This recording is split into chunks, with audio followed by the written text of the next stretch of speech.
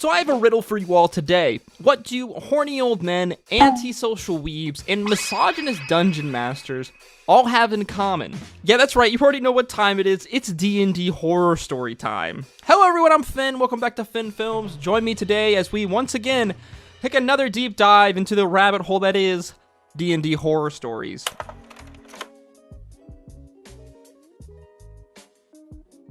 Ah yes, D&D, Dungeons and Dragons, everyone's favorite nerdy tabletop role-playing game. But you see, anyone who's played Dungeons and Dragons long enough knows that as awesome and as amazing Dungeons and Dragons can be, as high as the highs can be, man are those lows f***ing low. Dungeons and Dragons and like tabletop role-playing games in general are just like a really funny thing, man. They can either be an absolutely amazing experience or they could be one of the worst human interactions you've ever had in your life. Unfortunately though, today we are talking about the latter, as once again we are talking about more D&D horror stories. These stories range from cringe to absolutely insane. So everybody buckle up, guys. This is going to be an absolutely wild ride. As always, all of our stories today are coming from the RPG Horror Stories subreddit. If you'd like to submit your own story to possibly be featured in this video series, then hit me up in my email down below. The three stories I have today are absolutely wild, ranging from horny old men to misogynist dungeon masters to one of the cringiest situations I've ever read about in my life. So without further ado, let's get started. Our first post today comes from the Reddit user OG Duck Daddy, amazing name. The post titled, "Well, there's this from yesterday. I was just trying to D&D. What the fuck?"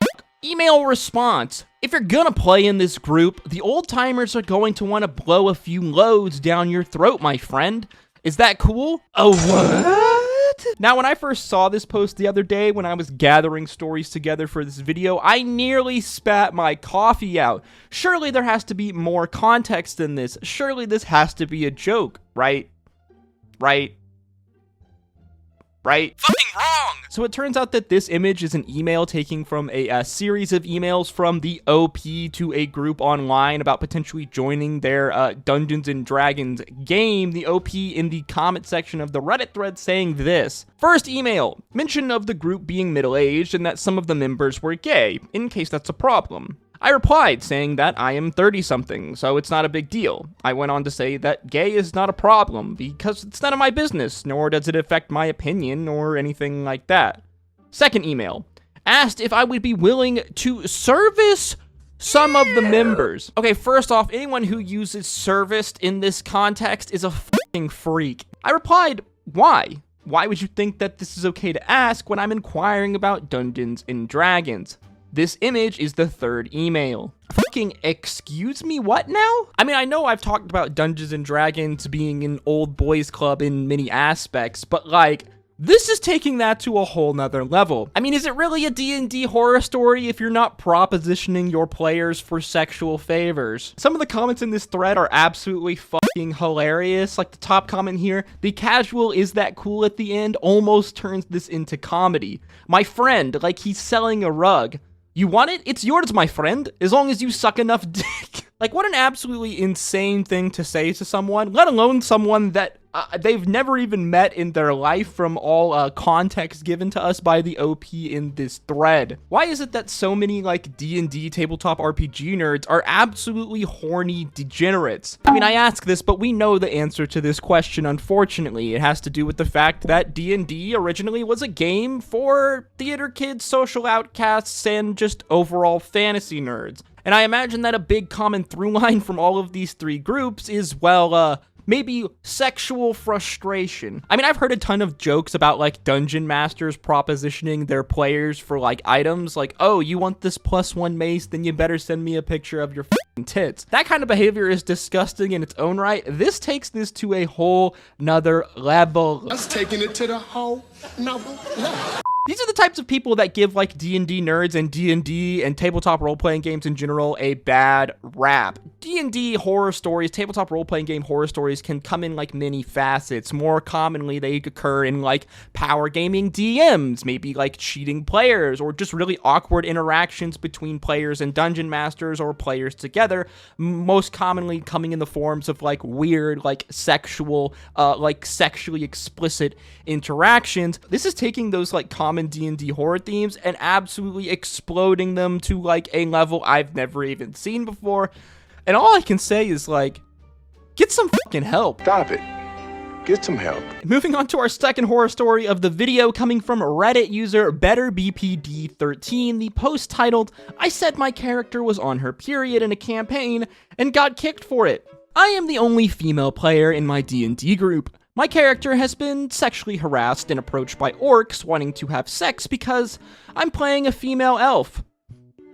Yikes. Whenever I say something about it, the DM says he's just trying to play a realistic game. It doesn't happen often enough to make me want to leave. What the fuck realistic game is this dungeon master trying to play, man? This dude's been watching way too much hentai. We were about to fight a vampire when he said he smelt blood. I joked that it was me he was smelling as I was on my moon cycle after the vampire had flirted with me. And the DM asked me why he would smell me over the others and what a moon cycle was. I looked him straight in the face and said, because she's on her period. And so she's bleeding. All the other players acted like this was the grossest thing I have ever said, even though they have heard me describe disembowelments before. My DM looked at me and said, elves don't get periods. Huh? How the fuck does he know that? I said that they are humanoids with an ovulation cycle, and I was just trying to play realistic. The DM asked me to leave. After leaving the Roll20 and Discord server, I looked it up, and Ed Greenwood, the creator of the Forgotten Realms, says, elves do menstruate. Classic Ed. Leave it to Ed Greenwood to leave no stone unturned in the Forgotten Realms universe. What an absolute clusterfuck. Yet again, another example of women having to deal with really strange, awkward, and dare I even say it, a bit misogynistic people in the tabletop role-playing game space. Now, this type of behavior isn't like limited, obviously, to the tabletop role-playing game space. This kind of behavior really permeates in all sorts of communities online, as in general, most online communities, or historically, most online communities are guys clubs, old boys clubs. I mean, if you've played any online game with voice chat and a woman's voice comes over your headphones, a woman on your team, you've probably experienced some kind of interaction like this before. This is really no different than a lot of times what women have to deal with in tabletop role-playing games, D&D spaces, unfortunately. Did I hear it, girl? Dude. Why? What the fuck? Why does this always happen? A lot of this goes back to the fact, again, that Dungeons & Dragons, in many aspects, in many communities and areas, is an old boys club. It is a hobby that originally was for, you know, nerdy, social outcast guys, for the most part. And it's not really like these types of dudes are great when it comes to interactions with women. I've only ever experienced something like this like once in my life in a D&D game, and of course it was an online D&D game in a random Discord. I've said this before and I'll say it again, as amazing as like virtual tabletops are, and the fact that like we can play tabletop role-playing games with like anyone around the world via Discord, via virtual tabletops, wow, does it increase the amount of times that you will encounter like weird, socially awkward, cringe people. Stories like this not only make me cringe, but they also make me pretty fucking sad, because it's stories like this and interactions like this that basically like make people, women a lot of times, not want to interact in the Dungeons & Dragons space or play D&D like ever again. As rational as we like to think our human brains are, unfortunately it only takes like one or two bad experiences for us to like completely make our mind up about a certain thing. This goes for Dungeons & Dragons and tabletop role-playing games. I mean, the amount of people I've spoken to or horror stories I've seen where someone has one or two bad experiences and then they never play Dungeons & Dragons ever again, it's too many to even count, man. The only thing that I can say is that if you're looking for a group of players to play Dungeons & Dragons with, specifically online, whether it's in a community like Discord, and you're going to be playing with strangers, you need to take some notes and suss people out in session 0, because you should be able to pinpoint really quickly if the game is going to have any problems. Generally, if there is any types of problems, my go-to is to bring it up with the dungeon master, the person running in the game. If things don't change quickly, then I cut my losses and leave. Better to leave a problematic game early than to try to stick it out thinking things are going to get better, because let me tell ya, they're probably not gonna get better. Our final story today is a long one, and man, is it a cringe one. But let me tell ya, it's gonna be worth the wait. If you are, however, sensitive to a cringe-like material, then consider yourself warned. This post comes from the Reddit user podcast+1_James. The post titled, "Player attempts to seduce Dungeon Master, both in character and out of character, causes complete collapse of gaming group, and even an IRL breakup." Sit back, dear reader, and indulge in this tale of deceit, coercion, questionable sexual appetites, breakups, and of course, a lot of cringe. Lots and lots of cringe. The cast consists of names changed: me, the Dungeon Master; Dave, my roommate, playing a half-orc fighter; Annie, Dave's girlfriend, playing a halfling cleric; Rich, a friend of mine and Dave's, playing Zany, a gnome sorcerer; Trish, the problem player, playing a foxfolk, reskinned Tabaxi Bard because of course she bloody was. She could also never quite decide whether this person was more cat or more fox. It was weird. Cast our mind backs to the days of 2013. I was at university and we were playing 3.5e, Dungeons & Dragons. For context, I'm not really the typical nerd archetype. I'm fairly tall, fairly muscular, and my biggest interest outside of tabletop RPGs are science, maths, nerdy movies, and video games is playing rugby, and I was on the uni team. That's university for all of my American friends. After one such get-together at my place, myself, Dave, and Annie were talking. I suggested the idea of running a D&D game, and they were both into it. Neither of them had played D&D before, but Dave informed me that our mutual friend Rich played, which I didn't know, and Annie said that she had a friend that would be super excited to join because she was obsessed with tabletop RPGs. Enter Trish. Trish was the only person who attended that I didn't know, which naturally made her something of a wild card. But being the sociable person I was, this didn't bother me at all. When I first met her, she seemed fine. She was lively and excitable. Her and Annie both did practical effects design, and she was artsy and enthusiastic with a real twinkle in her eye, which I would realize all too late wasn't a twinkle, but the barely perceptible electrical feedback which indicated the short-circuiting of the sanity wires in her brain. I thought she would be a joy to have at the table rolling dice with us.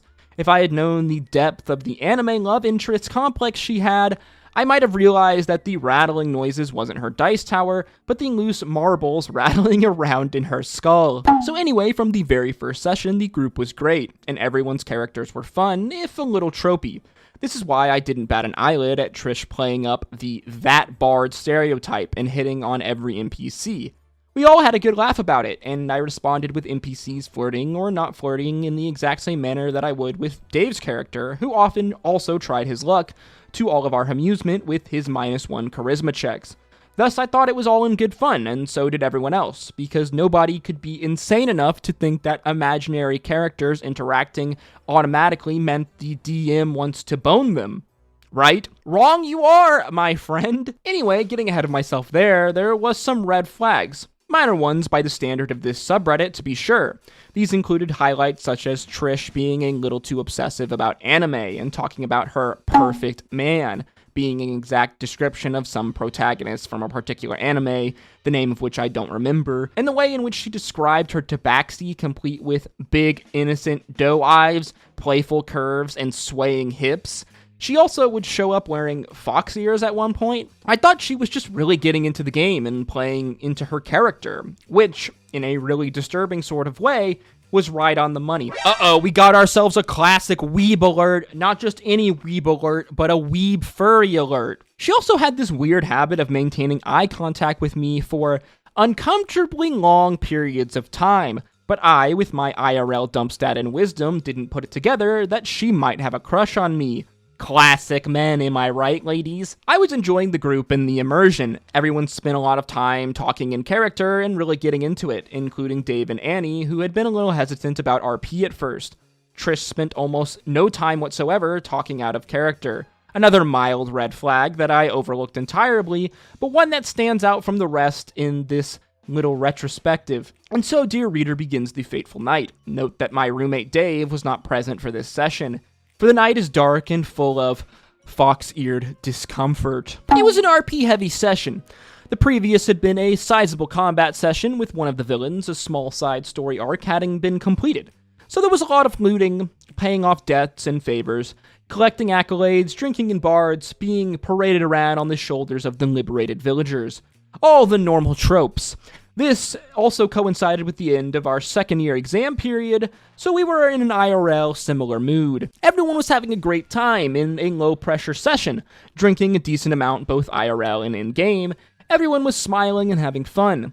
Trish's character decided that tonight was the night to try and get it on with the burly human NPC she had been flirting with throughout the campaign whenever they had been in this town. Again, I only picked up on this in retrospect, but this was the NPC who most closely, although not even that fucking closely, resembled me in how I described them, and she had singled out this NPC repeatedly. Anyway, in the revelry of the villain's defeat and the town celebration, she succeeded on her seduction role for this poor bartender.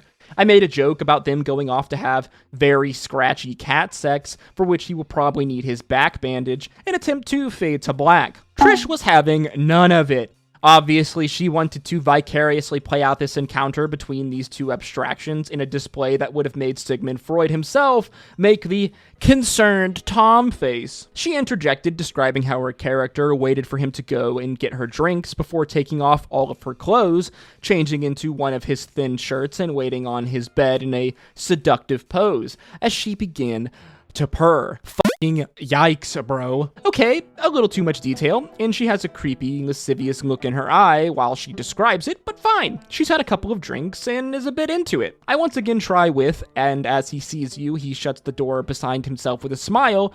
Anyway, back in the bar, Clupperdunk is in the midst of his absurd, levitating tankards performance when Trish again interjects, pouting a little this time. She describes how her character stares into his green eyes. My eyes are green. The NPC was described as having blue eyes and runs her clawed finger through his brown hair. Again, you guessed it, matches the description with me and not the NPC. She is now positively leering at me like I'm a cartoon steak. Rich catches on to this and looks as uncomfortable as I am. Annie is giggling. I assume this was just nervous laughter. Not so. I quite firmly cut to black this time, but Trish looks oddly satisfied and spends the rest of the session, which lasts less than half an hour, just staring at me and exchanging looks with Annie. At the end of the session, I'm sat there with the three of them, finishing drinks before they all head home. Trish asks to use the bathroom and excuses herself. Annie then gets up and declares that she's going home and asks if poor innocent bystander Rich will walk her across campus. They abruptly leave. I wait for Trish to come out of my room for 5 minutes. At this point, I'm like, if she's taking a dump in there, then that's such an absolute piss take. Just wait until you get home. So I walk into my room, preparing to knock on the bathroom door, and what do I fucking see? I see Trish, and what, dear reader, do you expect that she is wearing? Yep, that's right, there's a pile of clothes and underwear at the foot of my bed, and the sole item of clothing that she has on is my t-shirt and her fucking fox ears, lying in what she apparently thought was a seductive pose was supposed to look like. If the only time you thought you heard the word seduction was in Japanese and the sentence ended with senpai. And if this scene wasn't insane and absurd enough, she also fucking purrs at me before giving me this look, which basically amounted to her stuffing out as much of her bottom lip under her teeth as is reasonably possible in what appeared to be an attempt to devour her own chin, and blinking rapidly like she was trying to convey something in Morse code. Now, Trish is not an unattractive woman by any means, even in the midst of a mating ritual considerably more bizarre than anything I've heard Sir David Attenborough narrate, but I am absolutely not into her whatsoever. I do not see her in that way, and honestly, I find it a bit weird. This should be a good enough reason on its own, but what takes this from just uncomfortably and an awkwardly, shockingly inappropriate situation at the time is, I had a girlfriend, which she and everyone else knew at the table. Well, you know what they say, there's nothing wrong with trying to score past the goalkeeper. At this point, I'm standing in the doorway, probably looking like I've seen a fucking ghost, and my brain has turned to must, trying to decipher the incomprehensible spectacle unfolding before my eyes. She then stops deep-throating her chin and says, "If you want your t-shirt back, you'll have to take it off me." Ugh! I'm now legitimately pissed off with her for this level of inappropriate behavior. I tell her as calmly as possible that she can keep the shirt, but she needs to leave. She scowls at me, and I truly wish that I was joking, hisses at me like a cat. Despite how deeply uncomfortable and annoyed I am, it is in an act of sheer abject absurdity that I cannot help but burst out laughing. She immediately loses her shit, grabs her clothes in a bundle, and runs outside my flat in just my t-shirt, not stopping to even put on underwear, screaming at me the whole way. Apparently, either Annie or Rich had forgotten something, so they're about 100 meters away, walking back towards the flats. They and everyone else around see this 2/3 naked cat fox woman throwing a hyper tantrum over getting rejected, creating an utter spectacle in the quad, which is overlooked by several blocks of halls, not to mention other students who just happen to be outside. I would have been mortified if I wasn't too busy being somewhere between utterly speechless in disbelief and repressing uncontrollable mirth. Annie runs over and throws her coat over the now hysterically crying Trish, and then starts berating me herself, calling me selfish and ungrateful, and telling me how Trish is better for me than my then girlfriend. I'm in utter shock and disbelief at this point. This is totally out of character for Annie, not knowing what to do in the midst of this bizarre and mutually humiliating meltdown. I just gave an apologetic wave and a grimace to Rich to go inside and close the door. I call Dave and tell him in on what the fuck just happened. He's as baffled, shocked, and as angry as I am, especially after I describe Annie's reaction. He calls her and demands to know what the fuck is going on. As it turns out, Trish and Annie had concocted the events of the evening together. Annie had informed Trish that Dave would not be present, making it a good night to make her move, and Trish had apparently described the rest of her cringe-inducingly misguided plan. This is also why Annie was giggling at Trish's in-character shenanigans earlier at the night, and why she had so abruptly convinced Rich to leave with her when Trish asked to use my bathroom. Thus it seems that was the signal. Dave called me almost 2 hours later and said that he had a huge argument and shouting match with Annie over the phone and that they had broken up.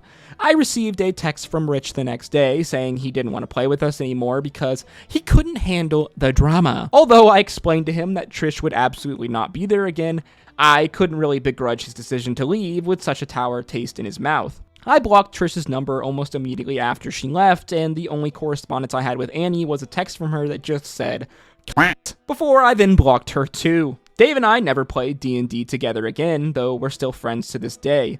So that's it, Reddit. That's my one and only D&D horror story, and almost all of it had nothing to do with the actual game. Sometimes the creepy, predatory weirdo isn't a basement-dwelling neckbeard, but a pretty girl half your size with more screws loose than that one piece of IKEA furniture your grandma tries to put together, who apparently thinks that acting like an anime cat fox woman is the height of seduction. Jesus Christ, what an absolute roller coaster. I feel like I just got out of a fever dream. This story, if true, which I'm going to assume it is, because if not, wow, does this man have an amazing creative imagination, and he should go into novel writing for a living, because let me tell you, I'd read his fiction books. What an insane story, and he's right. It's not always the weird neckbeard guys that you have to watch out for making weird sexual comments and trying weird sexual behaviors. Sometimes it's the weird anime furry girl in your group. If those aren't two red flags, then I don't know what are. Sorry to all my fellow weebs and furry-loving friends out there, but come on, guys.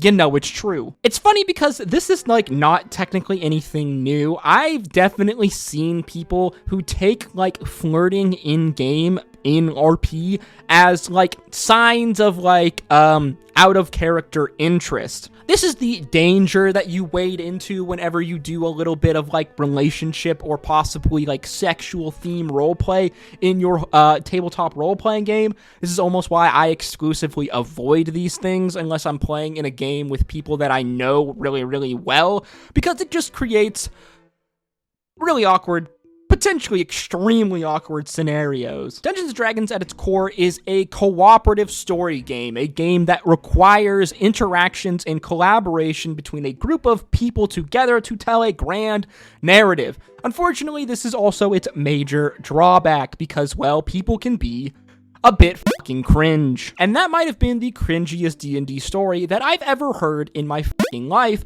and I think I need to go take a hot shower to go wash this disgusting feeling off of myself. If you did enjoy this video, please make sure you like, comment, and subscribe, as that is the easiest way to support me and help put this video into the algorithm. If you'd like to see more of my content, whether it's other D&D horror stories or just other D&D and anime content in general, then please click one of the videos on screen now. As always, guys, thank you so much for supporting me. I hope to see you in the next one. Drink your water, hug your mother. Until next time, stay safe out there. Peace, love, adu.